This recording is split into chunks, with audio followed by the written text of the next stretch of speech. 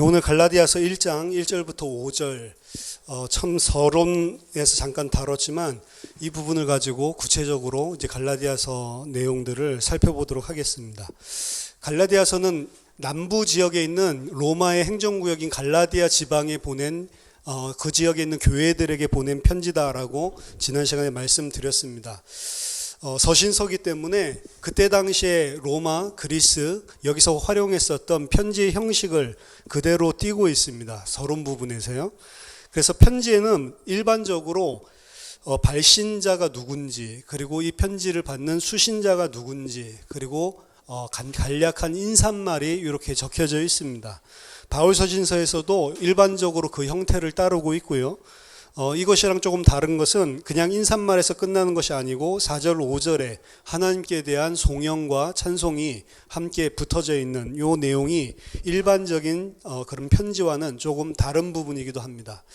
어쨌든 서신서로서의 모습을 구체적으로 가지고 있고 1절부터 5절까지는 그 서신서의 일반적인 그런 앞머리에 대한 부분입니다. 하지만 이 속에서도 바울은 갈라디아서 전체를 통해서 자신이 말하고자 하는 내용들을 분명하게 알려주고 있습니다.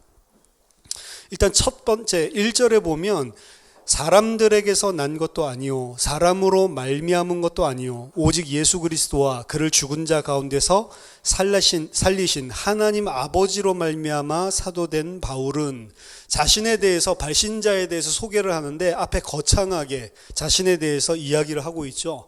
지난주에 말씀드렸다시피 자신의 사도권에 대해서 많은 거짓 교사들이 공격을 하고 있었기 때문에 그 사도권에 대한 이야기들을 하고 있는 겁니다. 사도라고 하는 것은 누군가에 의해 보내심을 받은 자, 보냄을 받은 자라고 하고요.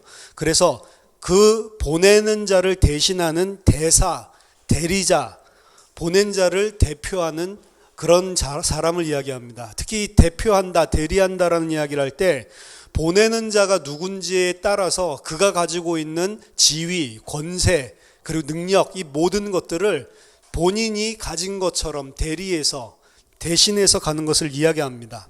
근데 바울은 사람들에게 보냄을 받지 않았다라고 이야기하고 또 사람으로 말미암은 사도가 아니다라고 이야기합니다.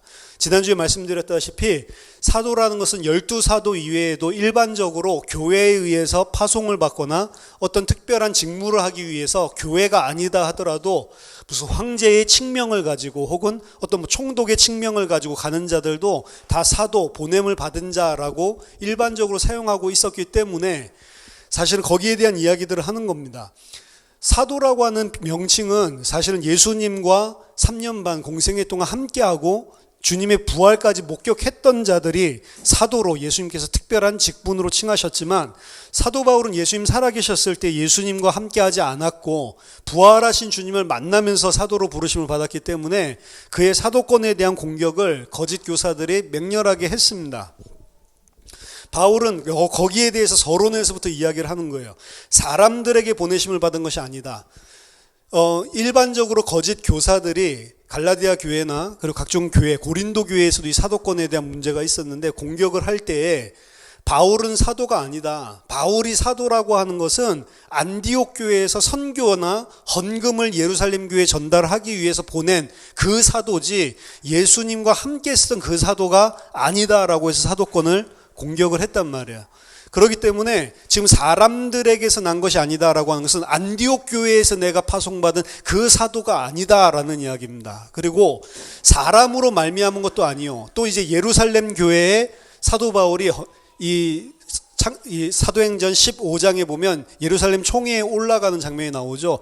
거기서 예루살렘 총회의 결정을 가지고 이제 이방 교회에 파송받는 그런 일들이 벌어집니다. 그래서 그 총회의 결정을 이방교회에 알려주고 이방교회들이 든든하게 서지는 그런 과정들이 있는데 그것을 빌미로 뭐라고 이야기하냐면 사도 바울은 12사도와 똑같은 직급의 사도가 아니고 그 예루살렘 총회 사도들에 의해서 결정된 것을 그저 전달하는 역할을 하는 사도다. 그러니까 1차적인 사도권은 누구에게 있냐면 예루살렘에 있는 12사도에게 있는 거고 사도 바울은 예수님이 세운 그 사도가 아니고 그냥 교회나 혹은 예루살렘 교회에 있는 사도의 심부름을 하는 대리적인 역할을 하는 그런 사도일 뿐이다. 따라서 예루살렘 교회에 있는 12명의 예수님의 직속 제자들, 이 사도들만이 사도고 그들에게 있는 말씀과 명령과 규례가 더 우선한다라고 하는 게 거짓 교사들이 가지고 있는 논리였단 말이에요.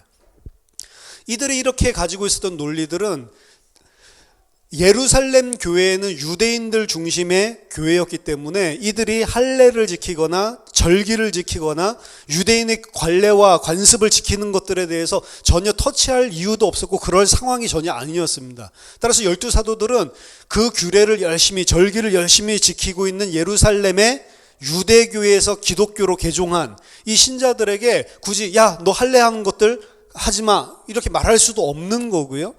굳이 이들이 하고 있는 것을 금할 필요가 없었기 때문에 어떤 식으로 이 사람들이 인식했냐면 우리가 하나님의 백성이고 구약의 율법을 지키는 것은 너무 당연하다라고 생각을 한 거예요. 왜? 우리는 유대인이니까. 유대인이 하나님의 백성이니까. 근데 이제 문제가 생기기 시작한 거는 이방 교회에 사도 바울이 복음 전하면서부터입니다. 여기에서 이 유대교에서 전향해 온 자들, 아직 복음이 무엇인지를 정확하게 알지 못하고 자신들의 관습을 잘 지키는 게 하나의 아브라함의 자손으로서의 의를 가지고 있던 자들이 이방 교회들이 세워진데 이들이 할례도 받지 않고 절기도 지키지 않고 이러니까 잘못됐다라고 생각을 하고, 이들에게 진짜로 너희가 구원받고 하나님 백성이 편임됐다면 이제 유대인이 지키는 이 율법들을 다 지켜야 온전한 하나님의 백성이 되는 거다. 만약 바울이 그렇게 가르치지 않았다면 바울 잘못된 거다. 우리 12사도들에게 직접 예루살렘에서 교육받고 같이 예배드리고 있는 신자들이다. 12사도들은 이것 전부 다 같이 지키고 있고 잘하고 있다. 사도 바울이 뭔데 이거를 하라 하지 마라 이야기를 하냐.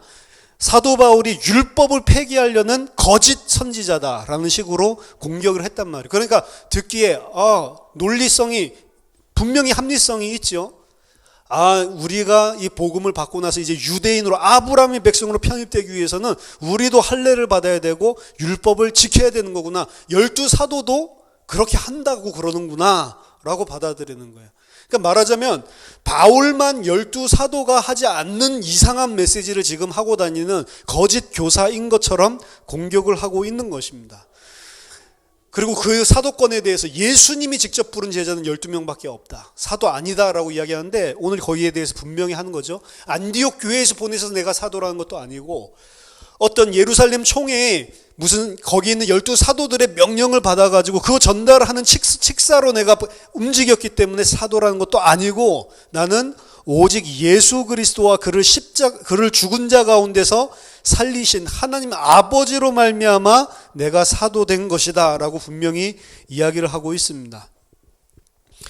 인간과 하나님 사이의 대척점에 대해서 갈라디아서는 전반적으로 이야기를 하고 있거든요. 인간의 노력이라고 하면 율법이고 하나님의 은혜, 그것이 이제 구원의 길이라고 밝히고 있는데 지금 사람들에게서 또 사람으로 말미암은 것이 아니다. 그리고 하나님 아버지로부터 말미암은 거다라고 이야기하는 이 처음에 자기 자신의 소개에서부터 벌써부터 갈라디아서 전체에서 이야기하고 있는 하나님과 인간들 사이의 대척점에 대해서 밝히고 있는 겁니다. 바울의 사도권은 어떤 인간적인 개입이 전혀 없었다. 그 어떠한 형태의 인간적인 개입을 부정하고 있는, 그것은 내가 너희들에게 전달했었던 이 복음은 내가 한 게 아니다. 사람에게 배워서 한 것이 아니다. 하나님 아버지로부터 원천적으로 온 복음이다 라고 이야기하는 겁니다. 그게 11절 12절에 그대로 드러나 있죠. 형제들아 내가 너희에게 알게 하노니 내가 전한 복음은 사람의 뜻을 따라 된 것이 아니니라. 이는 내가 사람에게서 받은 것도 아니요 배운 것도 아니요 오직 예수 그리스도의 계시로 말미암은 것이다. 분명하게 이야기를 하고 있습니다. 거짓 교사들은 사도 바울의 가르침은 예루살렘의 사도들에게 근거했기 때문에 바울의 견해보다는 더 원천에 가까운 이 사도들의 견해, 사도들이 지금 이야기하고 사도들이 지키고 있는 이 율법, 유대인들이었기 때문에 그 유대인 커뮤니티에서 했었던 그것들을 우선적으로 따르는 게 진짜 진리다라고 공격을 했습니다. 그렇기 때문에 이에 대해서 자신을 소개하면서 벌써 갈라디아서 처음부터 이 갈라디아 교인들이 속고 있는, 미혹되고 있는 부분들에 대해서 바로 교정을 하려고 하는 것이고, 여기 보면 부활에 대해서 언급하고 있죠. 갈라디아서 전반에 걸쳐서 부활에 대한 언급은 1절에 한 번밖에 나오지 않습니다. 대부분의 유대인들은 하나님의 나라가 최종적으로 세워질 때 죽었던 자들이 다 부활하는 것, 그 표징이 있을 것이라고 믿고 있었습니다. 따라서 바울은 여기서 본 서신서의 핵심적인 논쟁과 가장 중요한 전환점에 대한 이야기를, 부활이라는 것들을 언급을 하고 있어요. 갈라디아서 전체에서 딱 한 번 등장을 하는데 이게 굉장히 중요한 것입니다. 오늘 십자가와 새로운 시대라고 이야기했죠. 그 예수님의 십자가와 부활 사건이 새로운 시대를 지금 열었다라고 하는 게 갈라디아서 전체적으로 깔려있는 큰 그림입니다. 오늘 이 부분에 대해서 제가 좀 이따 설명을 드릴 거예요. 그리스도 안에서 하나님은 모든 것을 다 변화시키셨는데, 모든 것이 다 변화된 새로운 시대가 임하게 됐는데, 그 새로운 시대가 오게 되는 전환점에 무엇이냐면 십자가와 부활이 있단 말이에요. 그 부활은 유대인들의 생각에 마지막 종말 때 일어나는 사건의 표징이었습니다. 따라서 하나님 아버지께서 죽은 자 가운데서 다시 살리셨다라고 하는 것은 이 예수 그리스도의 십자가와 부활 사건 때문에 뭔가 지금 새로운 시대, 이전 것이 아닌 새로운 시대가 열렸다라는 것이고, 이 새로운 시대에서 율법에 대한 평가, 율법이 과연 무엇인지에 대한 최종적인 적용, 이 모든 것들이 변화하는 사건이 포함된 것들을 의미하고 있는 겁니다. 사도 바울은 이 서신을 보내는 것이 자기 혼자가 아니고 2절에 보니 함께 있는 모든 형제와 더불어서 보낸다라고 이야기를 하고 있습니다. 함께 있는 형제들을 언급하고 있죠. 빌립보서 4장 21절 22절에도 그리스도 예수 안에 있는 성도에게 각각 문안하라. 나와 함께 있는 형제들이 너희에게 문안하고 모든 성도들이 너희에게 문안하되 특히 가이사 집 사람들 중 몇이니라. 빌립보서 4장에서도 문안하는 인사를 하는데 마지막에 인사를 하면서 나와 함께 있는 형제들이 문안하고 그 다음에 또 뭐라고 나와 있냐면 모든 성도들이 너희에게 문안하고 있다라고 이야기합니다. 그러니까 모든 성도들이 너희에게 문안한다라는 말이랑 나와 함께 있는 형제들이 문안한다라는 말을 두 번 쓰고 있단 말이에요. 똑같은 말이 아닙니다. 모든 성도들이 문안한다고 하는 건 지금 바울이 사역하고 있는 지역에 있는 모든 교회의 성도들이 너희에게 문안한다라는 말이고, 나와 함께 있는 형제들이 문안한다라고 하는 것은 바울과 함께 동역하고 있는 사역자들 이야기를 하는 겁니다. 디모데라든지 뭐 실라라든지 이런 사역자들 있죠. 동역자들. 따라서 오늘 2절에 함께 있는 모든 형제라고 하는 것은 이 진리를 함께 가르치고 있는 동역자, 사역자들을 의미하는 것이다 라는 쪽으로 해석하는 학자들이 많이 있습니다. 그것도 물론 받아들일 수 있지만 그런 의미로 뭐 이해하셔도 상관이 없습니다. 그들이 복음의 진리를 가르치는 자이기 때문에 바울과 똑같은 복음을 가르친다라는 의미에서 뭐 의미가 있을 수 있습니다. 하지만 갈라디아서 1장 2절에서 함께 있는 형제들이라는 언급은 이거보다는 좀 더 일반적인 고대 세계에 있어서 형제들, 아델포스라고 하는 개념은 한 단체에 있어서 회원들이 친근한 관계, 밀접한 뗄 수 없는 혈연적인 관계에 있다라는 것을 알리기 위해서, 강조하기 위해서 각종 다양한 단체에서 원래 사용했었던 표현입니다.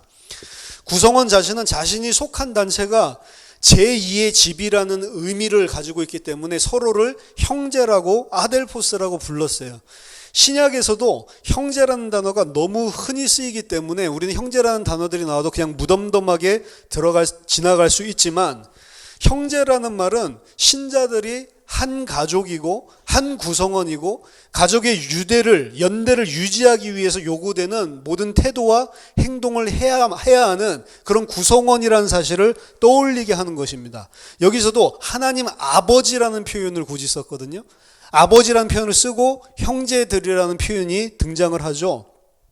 따라서 지금 그리스도 안에서 하나님 아버지 안에서 한 가족된 자들, 하나님께서 그 한 가족으로 편입시켜준 자들에 대한 이야기들을 하고 있는 거고, 이들은 내 생각이 아니고 그 편입된 자들, 하나님께서 부르신 자들은 그리스도의 계시로, 그리스도의 복음으로 들어온 자들은 전부 다 이 진리를 말하고 있다라는 사실을 강조하는 겁니다. 내 개인의 생각, 내 개인의 바울만의 복음이 아니고 모든 하나님 아버지로부터 형제돼서 한 가족으로 들어온 자들은 공유하고 있는 복음의 가르침이라는 사실을 강조하고 있는 것입니다.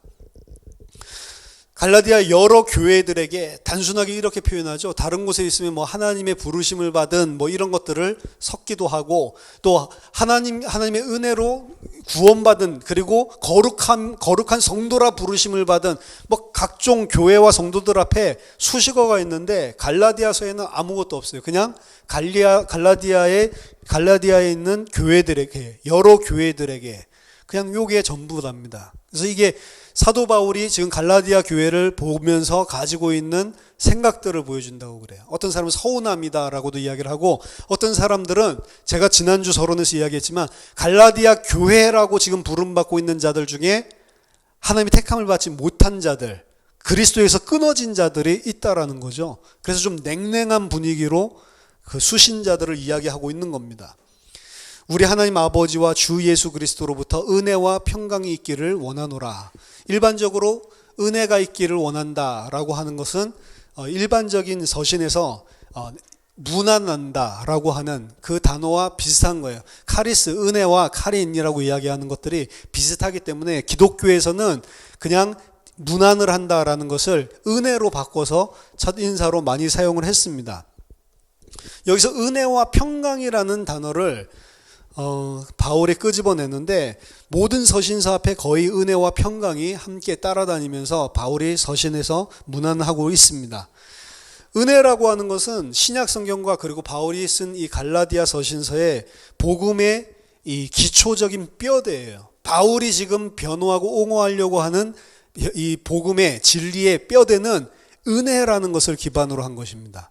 거짓 교사들은 은혜가 아니라 계속 우리가 율법 지킴으로 말미암아 뭔가를 우리가 구원을 받는다라고 이야기를 하지만, 바울이 일관되게 갈라디아에서 이야기하는 것은 하나님의 은혜로 받는 것이지 우리 힘으로 되는 게 아니다라고 하는 겁니다. 바울은 복음의 내용을 요약하기 위해서 은혜라는 단어를 곧잘 사용합니다. 결국에는 은혜죠. 로마서 5장 1절 2절 보니까, 그러므로 우리가 믿음으로 의롭다 하심을 받았으니 우리 주 예수 그리스도로 말미암아 하나님과 화평을 누리자, 또는 믿음으로 서 있는 이 은혜에 들어감을 우리로 얻게 하신 우리 주 예수 그리스도로 말미암아 하나님으로 더불어 화평을 누리며, 이런 식으로도 해석이 됩니다. 믿음으로 은혜에 하나님께서 들어가게 하셨기 때문에 우리가 하나님으로 더불어 화평을 누리게 됐다라고 이야기를 하죠. 평강, 화평, 에이레네라고 하는 것은 구약과 그리고 유대인들이 가지고 있었던 사상에 뿌리를 내리고 있습니다.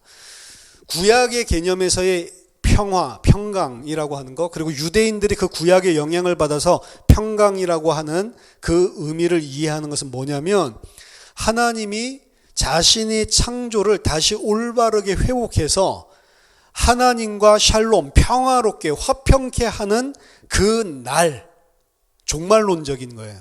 그냥 평강이 옮기는, 우리가 그냥 막 이 땅에서 생활하면서 오는 평강, 그게 아니고, 에이레네라고 하는 것은 구약에서도 그렇고 유대인에게도 그렇고 마지막 주님께서 종말의 때에 하나님께서 원래 계획하셨던 하나님의 창조의 질서를 온전하게 회복될 때 나타나는 것, 그것을 평강, 그 화평의 날, 마지막 날을 제정하신 날, 그것을 고대하는 사상이 바로 이 평강에 대한 기도입니다.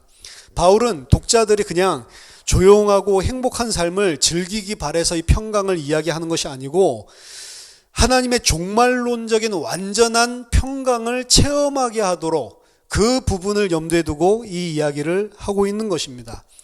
갈라디아서 1장 3절에서 나온 이 평강 이야기가 갈라디아서 6장 16절 마지막 끝부분에 말미의 끝인사에서도 등장을 합니다. 하나님이 이스라엘에게 평강과 긍휼이 있을지어다. 갈라디아서 전체를 봤을 때 1장 3절의 은혜와 평강, 요걸 기원하는 것부터 시작해서 6장 16절에 평강과 긍휼을 축복하고 있는 그런 형태의 선언으로 끝맺고 있죠. 그래서 1장 3절과 6장 16절이 평강과 은혜, 그리고 평강과 자비, 긍휼이라고 하는 요것 가지고 전체를 감싸고 있고 그 사이에 바울이 이야기하고자 하는 내용들이 나옵니다. 근데 그 바울이 이야기하고자 하는 내용을 통해서 이루어지는 건 뭐냐면 하나님의 이스라엘, 하나님이 택하신 이스라엘에게 평강과 긍휼이 있을지어다. 요걸로 끝맺고 있단 말이에요. 사실은 이 1장 3절과 6장 16절을 가지고 전체적인 이야기를 하고 있는 것이고 갈라디아서 안에 있는 내용들은 그것들을 풀어주고 있는 것입니다.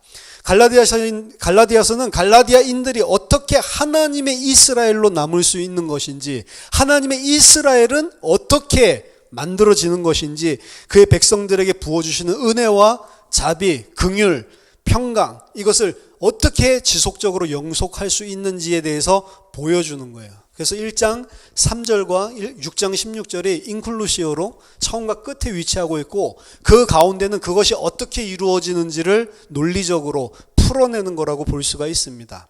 중요한 것은 이 은혜와 평강은 우리 하나님 아버지와 주 예수 그리스도로부터 오는 거다라고 처음부터 분명하게 이야기를 하고 있습니다. 다른 데서 오는 게 아니죠.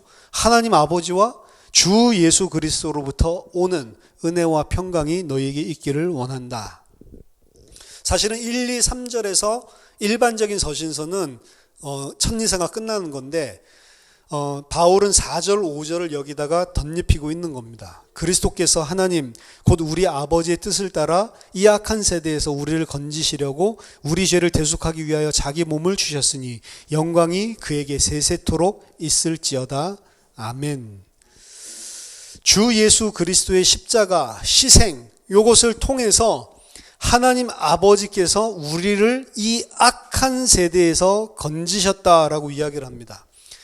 예수 그리스도의 십자가에서 자기 자신을 들이신 것은 믿는 자들을 현재의 악한 세대로부터 구원하기 위한 것이었다라는 것을 설명하고 있습니다. 그리스도의 공로, 그리스도께서 이렇게 행하셨기 때문에 너희가 구원을 얻게 됐다. 그리스도의 공로를 구원의 최종적인 활동, 최후의 구원 활동으로 묘사하고 있는 게 갈라디아서의 핵심입니다. 갈라디아 교인들을 참 복음으로 돌이키게 하는 노력 중에는 그리스도의 십자가만이 죄인들을 죽음으로부터 건져내는 유일하고도 충분하고도 결정적이고 완전한 단 하나의 유일한 방편이다라고 하는 거예요. 이걸 계속 혼미케 하는 게 이 거짓 교사들의 공격이었거든요. 그리스도의 십자가의 공로, 그리스도의 공로 말고 다른 것이 뭔가가 더 필요하다라고 계속 생각하게끔 만드는 거예요. 다른 무엇인가가 더 필요하다라고 하는 것은 그리스도의 십자가가 충분치 않고 그거는 유일한 것이 아니다라는 것을 공격하는 겁니다. 근데 바울은 그리스도의 십자가, 그리스도의 죽으심, 그리스도께서 죽으심으로 너희를 죄에서 건져내신 이것만이 구원의 유일하고 충분하고 결정적인 방법이다라고 이야기를 하고 있는 거예요. 이렇게 죽음에서 건져내어 믿는 자들을 새로운 피조물로 만들어주시는 것은 오직 그리스도의 십자가를 믿는 믿음밖에는 없습니다. 그 믿음을 끌어안는 것 외에 다른 길은 없다라는 것을 강조하는 게 갈라디아서 전체의 주장입니다. 갈라디아 교회를 어지럽게 한 자들이 주창하는 율법은 모든 인간 역사에 그리스도를 통해서 오신 새 시대의 전환점을 흐트려버리고 그것을 망각시키고 희미하게 만드는 것입니다. 우리의 죄를 대신해서 자신을 드린다라는 것인데 이것은 마가복음 10장 45절 인자가 온 것은 섬김을 받으려 함이 아니라 도리어 섬기려 하고 자기 목숨을 많은 사람의 대속물로 주려 함이라. 주려 함이라. 여기에서 따온 것이고 고린도후서 5장 21절에서도 하나님이 죄를 알지도 못하신 이를 우리를 대신하여, 여기도 우리의 죄를 대신해서 자신을 드린다고 했는데 우리를 대신하여 죄로 삼으신 것은 우리로 하여금 그 안에서 하나님의 의가 되게 하려 하심이라. 예수의 대속의 죽음에 대한 부분들을 이 전체적인 신약 성경에서 이야기하는 것들을 통해서 보여주는 것이 자기 자신을 우리를 건지시기 위해, 우리의 죄를 대속하기 위해 주셨다라고 이야기를 하고 있습니다. 구하다라고 하는 표현은 엑사이레오라는 단어고요. 죄들이라는 표현을 썼어요. 우리의 성경에는 죄라고 되어 있지만 우리의 죄들을, 바울은 한 번도 이 죄들이라는 복수를 쓴 적이 없습니다. 근데 여기에서 죄들이라는 표현을 쓴단 말이죠. 그리고 엑사이레오, 구하다, 구원하다라는 단어에서 바울이 잘 쓰지 않는 단어입니다. 그 단어를 여기 썼는데 이것은 이사야서 53장을 배경으로, 이사야서 53장 그 헬라어 역본을 보면은 이 단어들이 등장을 한단 말이에요. 그래서 이사야서 53장을 지금 배경으로 바울이 이야기하고 있는 것을 엿볼 수가 있습니다. 이사야서 53장 6절에 보면 우리는 다 양 같아서 그릇 행하여 각기 제 길로 갔거늘 여호와께서는 우리 모두의 죄악을 그에게 담당시키셨도다. 우리의 죄 때문에 그를 넘기셨도다라고 헬라어 역본에는 되어 있습니다. 53장 10절에서도 여호와께서 그에게 상함을 받게 하기를 원하사 질고를 당하게 하셨은즉 그의 영혼을 석권제물로 드리기에 이르면 그가 씨를 보게 되며 그의 날은 길 것이요 또 그의 손으로 여호와께서 기뻐하시는 뜻을 성취하리로다.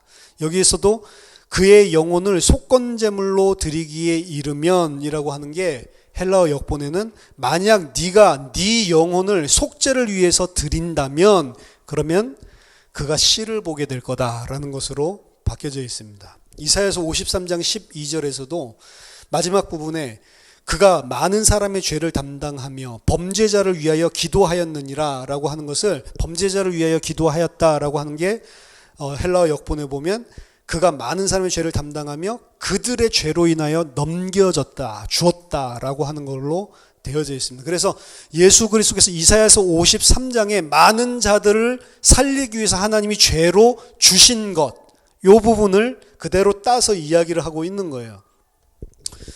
중요한 것은 오늘 이 핵심적인 부분인데 그리스도께서 십자가에서 우리 죄를 대속하기 위해서 죽으시면서 하신 일은 이 악한 세대에서 우리를 건지시려고 하셨다라고 하는 부분입니다. 이 악한 세대에서 우리를 건지시려고, 그게 목적이죠. 바울 신학의 가장 큰 틀 중에 하나가 이 두 가지 시대에 대한 사상입니다. 이 시대, 세대라고 하는 것은 아이온이라고 하는데 이 두 가지의 아이온이 있단 말이에요. 바울이 이야기하고 있는 모든 신학의 큰 그림은 이 두 가지 그림, 현재 우리가 살고 있는 아이온과 그리고 하나님께서 완성시키고 우리에게 지금 주고 계시는, 우리에게 다가오고 있는 이 아이온, 장차 올 시대, 이 두 가지 시대에 대한 이야기가 가장 큰 그림입니다. 이거는 바울만 그렇게 한 게 아니고 예수님도 분명히 이 두 시대에 대해서 이야기를 하셨습니다.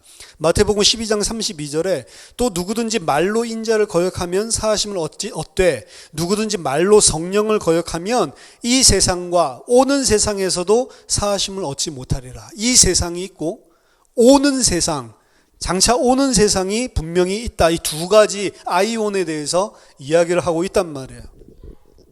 현 세대와 다가올 세대를 대조하고 있는 신약의 언어들은 이 두 가지 역사를 주로 예리하게 나누고 있습니다. 현 시대가 끝나고 다가올 시대, 구원의 시대가 결정적인 때에 찾아온다. 유대의 종말론은 딱 한 번에서 그래서 끝나는 거예요. 이 시대가, 다가올 시대가 오는 종말이 오면 패해지고 다가올 새로운 시대가 이제 덮어 엎는 거죠. 그게 이제 유대인들이 가지고 있었던 종말론. 그 종말은 한 번밖에 없는 겁니다. 근데 신약과 예수님의 이 오심과 바울 신약 전체에서 보여주고 있는 것은 이 유대의 종말 사상을 깨트려 버리는 거예요. 왜냐하면 이 현 시대가, 장차 올 시대가 종말에 오면 잡아먹고 폐하여지고 새 시대만 서야 되는데 지금 뭐가 있어요? 이게 낀 시대가 있단 말이에요. 종말이 두 번의 메시아의 오심으로 이루어진다는 것은 구약 사람들이 전혀 생각지 못했던, 유대인들에게 없는 개념이었습니다. 근데 실제로 구속 역사에서 밝혀진 것은 이 두 번의 메시아의 오심이 있는 거예요. 초림은 2000년 전에 일어났죠. 그리고 우리 재림을 기다리고 있죠. 초림을 통해서 분명히 장차 다가올 시대가 도래했는데 여전히 현재 시대, 이 악한 시대가 계속 진행되고 있는 거란 말이에요. 그리고 결국에 마지막 두 번째 오실 때 궁극적으로 이 현 시대는 완전히 먹혀버리고 새로운 시대가 열리게 되는 거죠. 그래서 두 번의 종말이 있다라는 겁니다. 신약 시대의 마지막 때의 사진을 보는 신약 관점, 신약 기자들의 관점은 이 악한 시대가 현재 계속되고 있지만 신자들은 이 악한 세대에서 종말이 왔을 때 구원받는 것이 아니고 이 악한 세대 속에 속해 있는데 이들에게 장차 올 이 새로운 시대가 침입해서 들어와서 이들은 이 세대, 이 악한 세대에 살면서도 그리스도의 죽음, 부활로 말미암아 역사 속에 찾아온 새 시대 속에서 살고 있는 새로운 피조물, 이 땅에 살고 있지만 하늘에 속한 자라는 개념을 신약과 바울서신서에서 보여주고 있는 것입니다. 자, 그러면 이 시대를 표현할 때 왜 악하다라고 표현을 했냐? 이 시대를 악한 세대라고 이야기를 하고 있고 이 악한 세대를 예수 그리스도의 십자가와 부활로 종지부를 찍고 장차 다가올 새로운 아이온, 새로운 세대가 온다라고 이야기를 하고 이미 와 있다라고 이야기를 하고 있는데 무엇이 악하다는 겁니까? 성경에서 말하고 있는 이 세대의 악함은 영원과 관계가 있고, 그러니까 하나님께서 이 땅을 창조하신 창세기 1장에서 이 세상을 역사와 이 장소를 창조하신 것은 영원하지 않는 것이에요. 근데 사람들은 이것이 영원하다라고 생각을 하고 있거든요. 모든 악들은 영원하지 않은 것을 영원하다라고 생각하는 데서부터 시작이 됩니다. 그리고 영원하지 않은 것을 영원하다, 영원하지 않다라고 하는 것을 누구의 관점에서 결정을 하냐면 하나님이 정해주신 것이 아니고 내 관점에서 정하는 거예요. 그래서 내가 선악을 판별하는 주체로 쓰는 거죠. 그 세상, 그 이분법적으로 나눠져 있는 대립구조로 돼 있는 그 대립체, 요거는 이미 그때 그리스 헬라 당시에 철학에서도 이야기를 했었는데 모든 것들이 다 대립적인 대립체로 세워져 있다는 거예요. 낮이 있으면 밤이 있고 이 악이 있으면 선이 있고 이런 식으로 모든 것을 분별할 때에도 이 대립으로. 그래서 이들은 어떻게 생각했냐면 대립 구조라고 하는 것은 창조 때부터 태초 때부터 원래부터 있었던 것이고 그것은 영원할 거다라고 생각을 하는, 언제든지 대립이 있다라고 생각을 하는 겁니다. 그게 이 사람들이 가지고 있는 선악 구조를 이야기하고 있는 거고 그게 악함의 가장 원천적인 핵심이에요. 뭐냐면 왜 이 세대를 악하다고 했냐면 좋은 사람도 있고 좋은 일도 있는데 왜 다 악하다라고 이야기를 했냐면 이 세대는 창세기 3장 그리고 그 이전부터 마찬가지로 뭔가 선과 악이 구별되어 있는 세상이에요. 그리고 우리도 선과 악을 구별하면서 살아갑니다. 그래서 무엇이 잘 되면 무엇이 또 잘 안 되면이라고 하는 이분법적인 갈등 대척점에 있는 뭔가 대립 구조로 항상 생각을 하고 있어요. 근데 그것이 하나님으로부터 온 것이 아니고 사실은 우리의 악으로부터 시작이 된 겁니다. 장차 올 시대는 어떤 시대가 되냐면 우리 자신이 더 이상 선과 악을 대척점에서 판별하지 않는 그런 시대예요. 선과 악이 없어요. 선과 악이 없다라고 하는 것은 내가 더 이상 이 세상을 대립적인 구도로 보는 것이 아닙니다. 차근차근히 좀 더 설명을 해볼게요. 유대인 묵시라고 하는 것은 두 가지 흐름이 있습니다.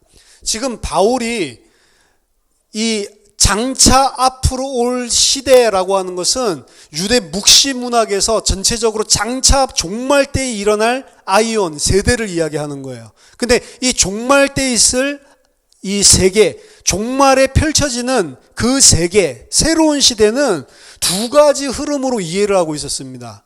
첫 번째 흐름은 뭐냐면 법정적으로 묵시적인 종말론을 가지고 있는 거예요. 법정적 묵시적 종말론이라고 이야기합니다. 이건 뭐냐면 인간들은 고의로 하나님을 거부하고 이 아담 사건이죠. 그러므로 죽음의 세계로 부패와 타락을 초래했다라고 생각하기 때문에 그게 이제 잘못이라는 거죠. 인간이 고의로 하나님을 대적해서 죄를 지었고 그 죄 때문에 죽음과 죄의 오염에 잡혀있는 요 세계, 그 안에 있기 때문에 모든 것들이 일이 잘못된 것이다 라고 이야기합니다. 이 자초한 곤경을 하나님께서 고려해서 은혜를 베푸시기로 하셨고, 은혜를 베푸시기 위해서 주신 것을 이들은 율법이라는 치료제로 생각을 합니다. 율법이라는 치료제를 제공해 주셨기 때문에 이제 인간은 자기가 생과 사를 결정할 수 있다라고 이야기합니다. 율법을 통해서 생명의 길이 무엇인지 사망의 길이 무엇인지 이 두 길을 하나님께서 놓아두시고 이 각각 인간을 그 인간이 행한 대로 마지막 때에 심판을 하신다는 겁니다. 그렇기 때문에 인간들은 자기 스스로의 결정으로 자신의 죄들을 회개하고 율법적인 용서를 받고 영원한 생명을 확신할 수 있다는 거예요. 왜? 내가 이 율법을 올바르게 행했을 때 나는 이제 하나님의 백성으로 영원한 그 전날에 살 수 있구나라고 하는 것을 확신할 수 있다는 겁니다. 최후 심판에서 율법 준수의 길을 선택한 자에게는 하나님이 마땅히 받아야 할 그 죽음의 판결을 뒤집어 엎으시고 생명을 주신다라고 믿었기 때문입니다. 반면 그 율법을 지키지 않는 자들은 그 판결이 영구적으로 사망과 죄에게 여전히 잡혀서 영원히 살게 될 것을 결정짓는다라는 거예요. 따라서 법정적인 묵시적인 종말론이 유대교의 큰 흐름 중에 하나였고, 대부분은 다 이걸 따라가는 거죠. 율법을 내가 지킴으로 지금 이 죽음과 그리고 이 죄로부터 뒤바뀌는 결정적인 판결을 마지막 때 낳을 수 있다라고 생각을 하는 겁니다. 또 하나의 큰 흐름은 우주적 묵시적 종말론입니다. 이거는 하나님을 반대하는 악한 세력들이 이 세상을 통치하기 시작을 했고 하나님께서 그것을 허용해 놓으셨다라는 거예요. 그리고 그들은 인간들을 우상 숭배와 나아가 노예 상태로 이끌어갔고 하나님께서 원하시지 않는 잘못된 상황으로 계속 끌고 간다는 거죠. 하나님은 이 상황을 오래 용인하지 않는다는 겁니다. 이 우주적인 묵시적 종말론에서는요. 왜냐하면 하나님은 이 악한 세력들에 대해서 승리하고 그 하나님의 백성을 해방시키시는 전쟁을 시작하실 것이기 때문에 그 전쟁이 시작되면서 그 상황이 뒤바뀌게 된다는 것입니다. 하나님은 그의 선택한 백성을 그 세력들의 손아귀 위에서 구출하시고 그래서 그 세력들의 사악한 책략 때문에 잘못된 모든 것들을 다 바로 잡는다는 거예요. 여기서 우주적 묵시적 종말론의 특징은 뭐냐면 인간이 어떤 율법을 지킴으로 말미암아서 그 상황이 바뀌는 게 아니라 하나님이 그 세력들을 꺾고 하나님이 그 백성들을 구해낸다라고는 어디에 초점이 있냐면 하나님이 이 상황을 언젠가 개입하셔서 다 뒤집어 바꿀 것이라는 거예요. 이 두 가지가 유대교에 있었던 큰 묵시적인 흐름의 큰 틀입니다. 근데 대부분은 바리새인을 위시해서 율법을 지킴으로 마지막 심판 때 우리가 마지막 영원한 사망, 영원한 죄책으로부터 벗어날 수 있다라고 하는 법정적인 이 부분을 택했단 말이에요. 근데 바울이 이야기하고 있고 바울이 갈라디아서 전체를 통해서 변론하고 있는 것은 근본적으로 우주적인 묵시적인 종말론을 가지고 이야기를 하고 있는 겁니다. 현재 세대를 이야기하는 것은 분명히 장차 올 또 다른 세대, 또 다른 아이온이 있다라고 하는 건데 바울의 모든 것들은 이 또 다른 새로운 아이온에 대한 것을 이미 상정을 하고 그 개념 속에서 이야기를 하고 있는데 그 장차 올 아이온은 어떤 방법으로 오냐면 우주적인 묵시적 종말로 찾아오는 거예요. 하나님이 인간의 노력이 아니라 하나님이 정하신 때가 참에 아버지께서 그 아들을 보냈다고 이야기하죠. 그 하나님께서 정확하게 결정해 놓으신 그 때에 우리 안으로 침투해서 들어온다라고 하는 개념입니다. 새 시대는 우리가 여는 게 우리가 어떻게 했기 때문에 그 시대가 열리고 그 구원을 획득할 수 있는 게 아니고 하나님이 무조건 강압적으로 하나님이 정하신 때에 주권적으로 찾아오셔서 악한 자의 세력으로부터 우리를 건져내시는 것, 그것만이 구원의 길이다. 그래서 은혜다라고 하는 것을 계속해서 이야기를 하고 있는 것입니다. 묵시 사상에 있는 큰 두 세대의 틀, 바울의 어휘에서는 악한 세대라고 이야기를 하고 있고 또 다른 것은 갈라디아서 6장 15절에서 새로 지으심을 받는 것이라고 표현을 하고 있습니다. 그러니까 악한 세대와 장차 올 세대를 뭐라고 하냐면 새로 지으심을 받는 것. 이것도 내가 새로운 사람이 되자라고 하는 게 아니죠. 새로 지으심을 받는 것이죠. 수동적인 것입니다. 수동. 새로운 창조라고 하는 표현도 묵시적인 사고를 보여주는 또 하나의 표시예요. 이것이 유대의 묵시적 이원론의 발전을 이사야 때, 포로 시대 때부터 있었던 것들을 발전시킨 것들입니다. 바울이 현재의 악한 세대와 새로운 창조를 구별하는 것은 세속적인 것과 거룩한 것을 구별하는 게 아니에요. 법정적으로 이걸 깨달은 사람은 그 세속적으로 그리고 거룩한 것으로 이런 식으로 나눠서 생각하지만 바울이 이야기하는 것은 그게 아닙니다. 바울이 오히려 이야기하는 건 정반대예요. 세속적인 것, 거룩한 것을 구별하고 있는 이 악한 세대를 종결시켜버리는 세대가 온다는 겁니다. 지금 선악을 내가 선악의 판단의 기준자가 되고 내가 선하다 악하다를 판별하고 있는 우리, 그걸 보고 악한 세대라고 하는데 그걸 종결내는 시대가 오는 게 새로운 시대가 오는 거예요. 그게 하나님께서 이 악한 세대에서 우리를 건져내는 것입니다. 갈라디아서 전체는 이 묵시적인 세계를 큰 틀로 해서 설명을 하고 있는 거예요, 사실은. 갈라디아서 1장 12절에 우리가 잘 아는 거죠. 이는 내가 사람에게서 받은 것도 아니요 배운 것도 아니요 오직 예수 그리스도의 계시로 말미암은 것이라. 여기 계시라고 되어 있죠. 원래는 그리스도를 보여주신 하나님의 묵시입니다. 묵시. 아포칼립소. 하나님께서 묵시를 통해서 내게 보여주신 것.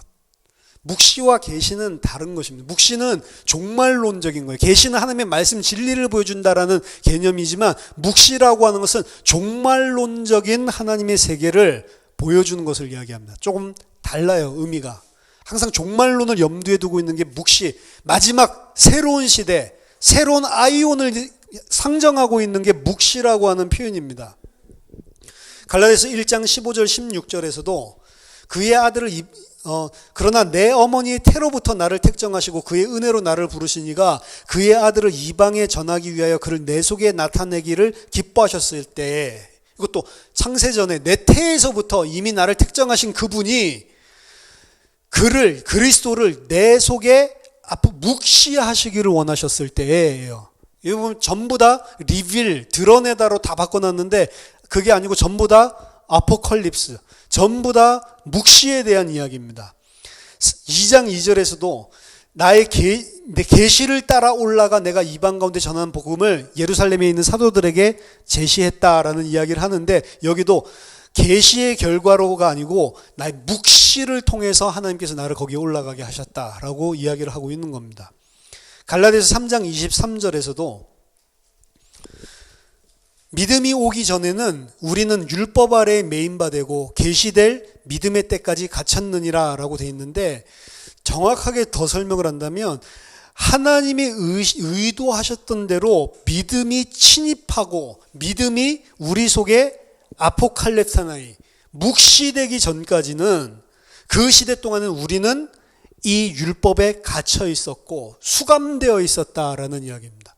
그러니까 이 시대를 두 개로 나누는데, 바울은 한 시대는 선악을 판단을 기준으로 우리가 거룩한 일을 행하거나 속한 일을 행하거나 그걸 나누고 있는 그 시대, 그게 율법 시대예요. 그 시대에 갇혀 있는 것을 보고 악한 세대라고 이야기를 하고 있는 겁니다. 그리고 묵시의 세계, 하나님께서 완성하시고 우리에게 진짜로 덮어 씌워주기를 원하시는, 이 가운데서 건져내서 우리에게 주시기를 원하는 그 묵시의 세계, 마지막 때에 완성될 그 세계는 이걸 뚫고 들어오는데, 그게 계시돼서 우리 속에 뚫고 들어온 것을 뭐라고 바울은 표현을, 침입해서 들어온다, 공격해서 들어온다라고 이야기를 해요.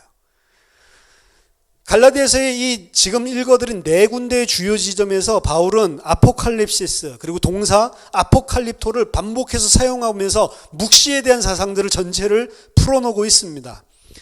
그는 하나님이 그에게 그리스도를 묵시하셨을 때 그의 속에 복음이 생겨났다라고 이야기를 하고 있어요.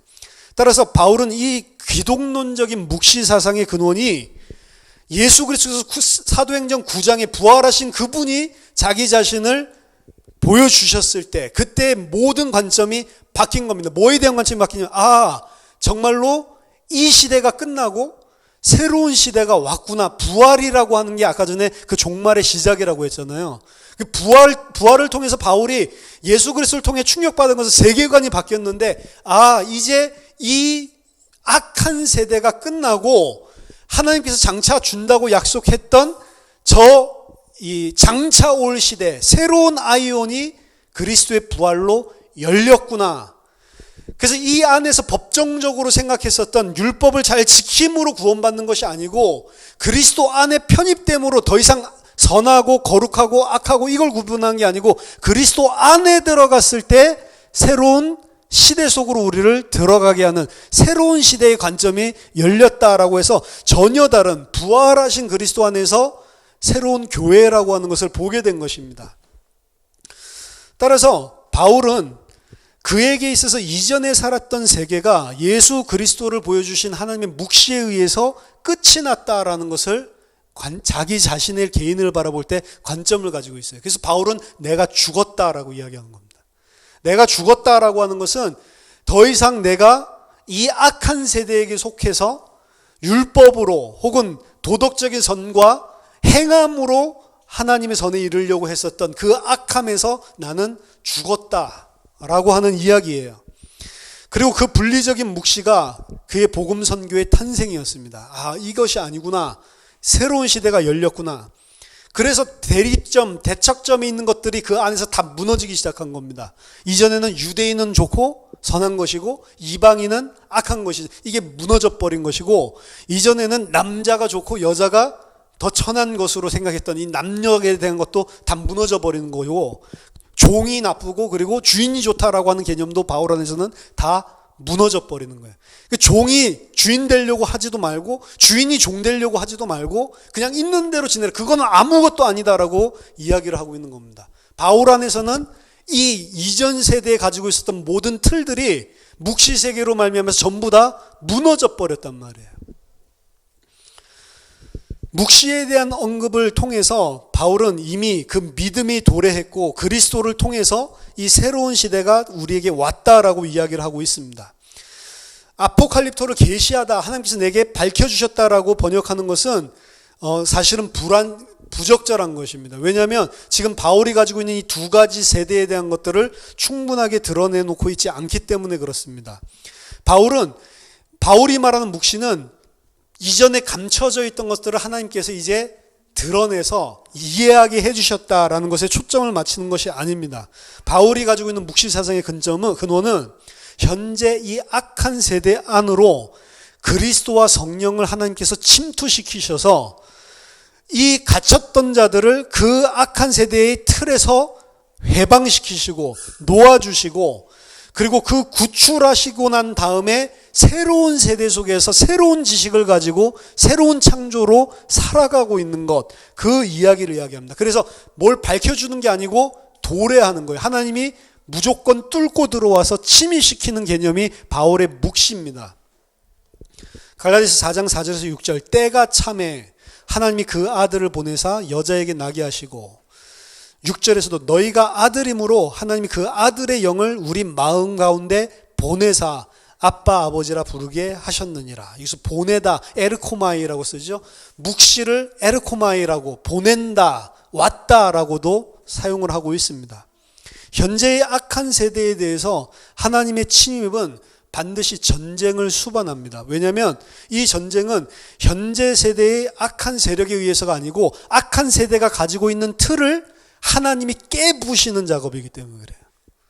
우리가 가지고 있는 선과 악의 틀을 깨부셔서 그것이 아닌 하나님의 법 안에서 새롭게 그리스도 안에서 사는 것만이 의롭다라고 아예 패러다임 자체를 바꾸는 게 새로운 세대, 새로운 시대의 특징입니다. 따라서 그것은 해방이라는 자유라고 하는 특징을 갖는 거예요. 자유의 대연장이라고 이야기했죠. 갈라디아서가. 선과 악의 틀에 꽉 잡혀 있었던 우리가 그 틀에서 깨지고 해방이 된단 말이에요. 복음은 우리에게 자유를 주는 것입니다. 나를 부인한다라고 하는 개념 자체가 철저하게 나를 부인한다, 나를 부정한다라고 하는 개념 자체가 지금 이 바울의 묵시사상 속에서 여러분들이 생각하면 해방을 누릴 수 있어요.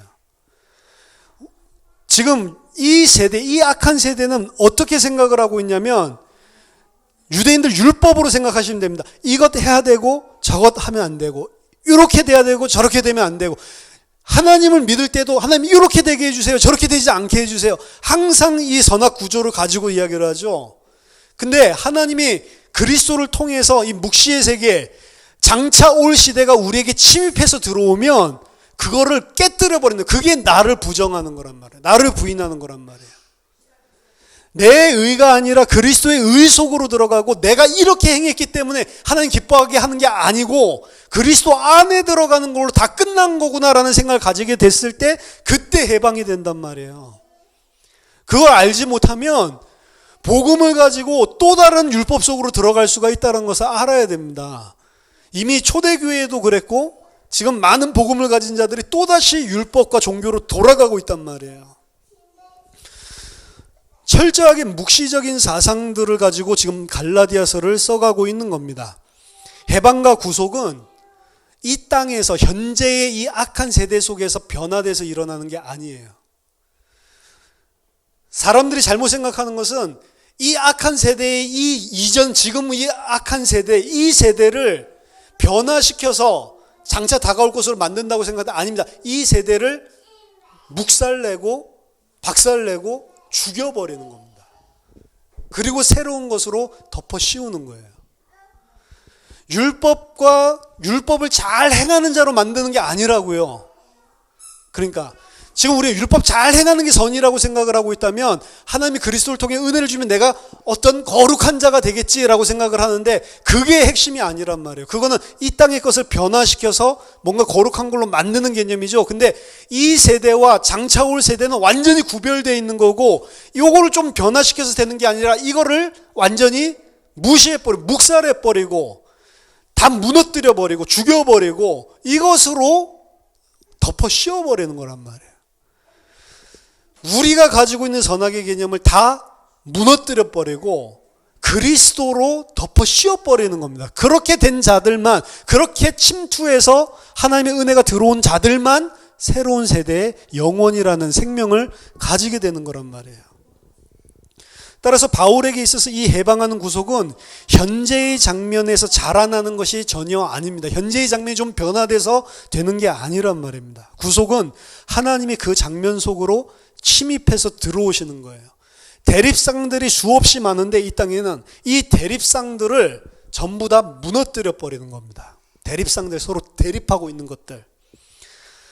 이 고대에서는 이 태초부터 있었고 더위와 추위 뭐 이런 각각 대립되는 것들이 영원할 거라고 생각을 했지만 바울의 묵시에 의하면 이것들이 들어와서 이 대립상들을 전부 다 초토화시켜 버리는 거예요. 전부 다 무너뜨려 버리고 새로운 대립상을 만들어냅니다. 그게 뭐냐면 이전 세대에 살고 있는 자들과 그 대립상이 없어진 새로운 시대 안에 살고 있는 자들, 이전 세상 육신에 살고 있는 자들과 성령과 그리스도 안에 살고 있는 자들로 바뀌어버려요. 대립상은 그 대립상밖에 이제는 없어요.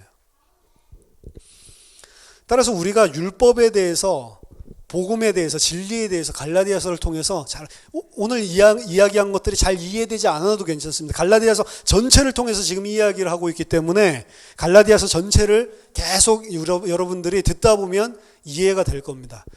갈라디아서는 단순하게 율법 지켜야 된다 말아야 된다 이런 이단이 아니고 더 근본적인 틀을 바울이 깨고 있는 거예요.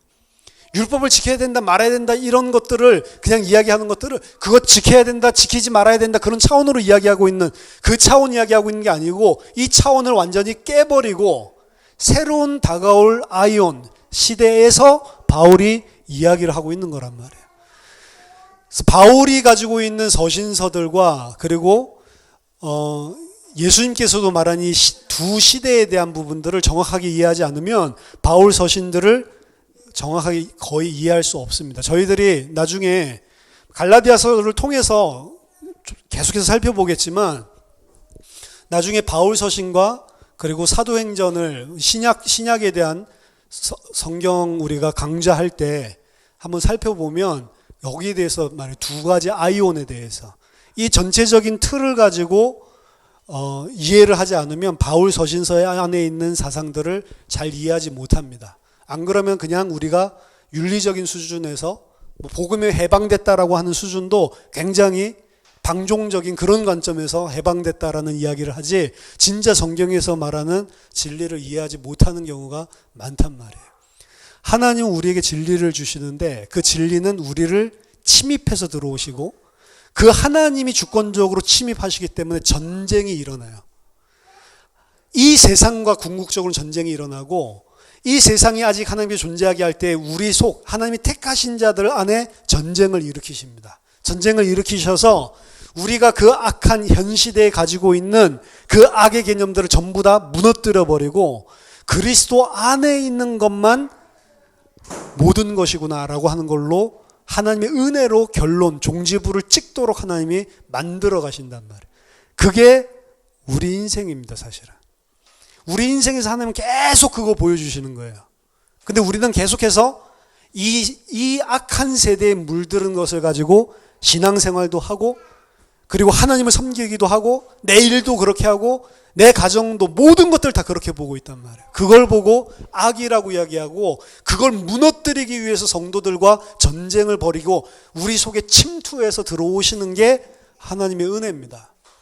그렇기 때문에 갈라디아서에서는 그냥 쉬운 이야기를 하고 있는 것이 아니고 바울이 이야기하고 있는 복음의 가장 근원적인 것들을 이야기하는 거예요. 그래서 바울은 사람들에게서 받은 것이 아니고 원천을 근원으로 끌고 내려가는 겁니다. 예수 그리스도로부터 내가 받은 거다. 근데 그 예수 그리스도로부터 이 받은 복음의 진수는 어디에서 바울이 탁 깨졌냐면 부활이거든요. 부활을 통해서 뭘 받기 때문에 그랬냐면, 새로운 시대가 열렸구나. 진짜 새로운 시대가 우리 안으로 침입해서 들어왔구나 라고 하는 데서 바울의 모든 세계관과 성경 깨달음 자체가 바뀐 것입니다. 그래서 갈라디아서를 통해서 복음이 무엇인지, 진리가 무엇인지를 조금 더 깊이 있게 우리들이 이해하고, 그리고 정말로 하나님이 원하시는 하나님 백성의 삶이 무엇인지를 알게 되기를 예수 그리스도 이름으로 축원합니다. 하나님의 은혜를 감사드립니다. 저희 안에 하나님이 성령으로 역사하시고 그리스도의 은혜로 우리 속에 주권적으로 임하여 주셔서 성경에서 이야기하고 있는 복음과 진리를 정확하게 알 수 있도록 저희들에게 은혜를 허락해 주시옵소서. 우리가 가지고 있는 모든 잘못된 이 세상의 악한, 이 세대의 악한 틀들이 무너지게 하시고 오직 그리스도만, 하나님 우리들을 그리스도 앞에만 우리들의 모든 것들을 다 복종시킬 수 있는 하나님의 은혜와 긍휼을 허락해 주시옵소서. 예수 그리스도 이름으로 기도하옵나이다. 아멘.